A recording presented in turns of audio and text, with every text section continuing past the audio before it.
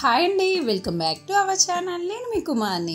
ఈరోజు వీడియోలో గోధుమ పిండితో హెల్తీగా ఒక స్నాక్ రెసిపీ చేస్తున్నాను. ఎప్పుడూ ఒకేలా కాకుండా ఇలా డిఫరెంట్గా చేయండి, పిల్లలు ఫటాఫట్ తినేస్తారు. ఇంకెందుకు లేట్ చేయడం, ఈ రెసిపీ అనేది ఎలా చేయాలో చూసేద్దాం. ముందుగా ఒక బౌల్ తీసుకొని అందులో 2 కప్పుల వరకు గోధుమ పిండిని వేసుకోవాలి. మైదా పిండితోనైనా చేసుకోవచ్చు, కాకపోతే గోధుమ పిండితో చేసుకుంటే మంచిది కదా. ఇందులో తగినంత ఉప్పు, 1 టేబుల్ స్పూన్ జీరా powder, 1 tablespoon garam masala powder వేసుకోవాలి.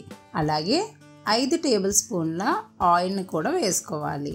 ఆయిల్ అయినా వేసుకోవచ్చు, లేదంటే నెయ్యి అయినా వేసుకోవచ్చండి. వీటన్నిటినీ కూడా బాగా కలుపుకోవాలి. ఇందులో కొద్ది వాటర్ వేసుకొని చపాతీ ముద్దలాగా కలుపుకోవాలి. చూడండి, కన్సిస్టెన్సీ ఇలా సాఫ్ట్గా ఉండాలండి. ఇప్పుడు మూత పెట్టుకొని ఒక పావు గంట పాటు పక్కన పెట్టుకోవాలి. మరొక బౌల్ తీసుకొని అందులో కొద్దిగా నెయ్యిని వేసుకొని అలాగే కొద్దిగా గోధుమ పిండిని వేసుకొని బాగా కలుపుకోవాలి. మీరు కావాలనుకుంటే నెయ్యి ప్లేస్లో ఆయిల్నైనా వేసుకోవచ్చు. ఈ వీడియో నచ్చినట్లయితే ప్లీజ్ లైక్ చేసి షేర్ చేయండి. ఎలా వచ్చిందో కామెంట్ పెట్టండి. ముందుగా ప్రిపేర్ చేసుకున్న ఈ చపాతీ ముద్దను తీసుకొని మళ్ళీ ఒకసారి బాగా కలుపుకోవాలండి.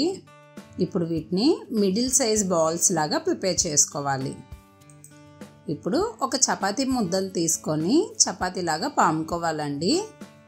ముందుగా ప్రిపేర్ చేసుకున్న ఈ గోధుమ పిండి నెయ్యి పేస్ట్ ఉంది కదా, దీని మీద వేసుకొని ఈ మొత్తం అంతా కూడా అప్లై చేసుకోవాలి.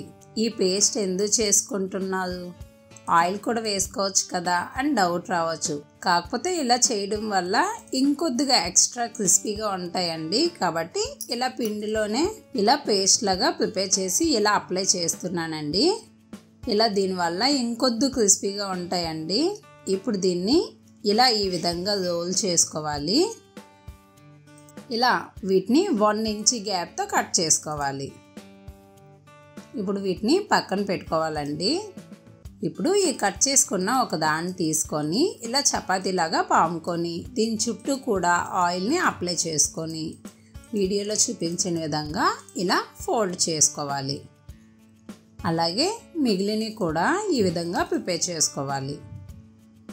ఇప్పుడు స్టవ్ ఆన్ చేసుకొని డీప్ ఫ్రైకి సరిపడా ఆయిల్ని వేసుకోవాలి. ఈ ఆయిల్ అనేది మరిగాక ప్రిపేర్ చేసుకున్న వీటిని ఒక్కొక్కటిగా వేసుకొని 2 వైపులా కూడా చక్కగా ఫ్రై చేసుకోవాలి. చూడండి, ఇలా మంచి గోల్డెన్ బ్రౌన్ కలర్లో వచ్చే వరకు కూడా చక్కగా ఫ్రై చేసుకోవాలి. ఇప్పుడు వీటిని ఒక ప్లేట్లోకి తీసుకోవాలి. అలాగే మిగిలినవి కూడా ఇలాగా ఫ్రై చేసుకోవాలి. చూడండి ఎంత బాగున్నాయో, చాలా బాగున్నాయి కదా, చాలా క్రిస్పీగా ఉంటాయండి. మీకు ఒకటి తుంచి చూపిస్తున్నాను, చూడండి భలే క్రిస్పీగా ఉంటాయి. ఇవి పిల్లలకి లంచ్ బాక్స్లో బ్రేక్ కింద స్నాక్స్ కింద పెట్టినట్లయితే పిల్లలకి చాలా బాగా నచ్చుతాయండి, ఫటాఫట్ తినేస్తారు. మీకు ఈ వీడియో నచ్చినట్లయితే ప్లీజ్ లైక్ చేసి షేర్ చేయండి. ప్లీజ్ సబ్స్క్రైబ్ చేసుకోండి. Thanks for watching.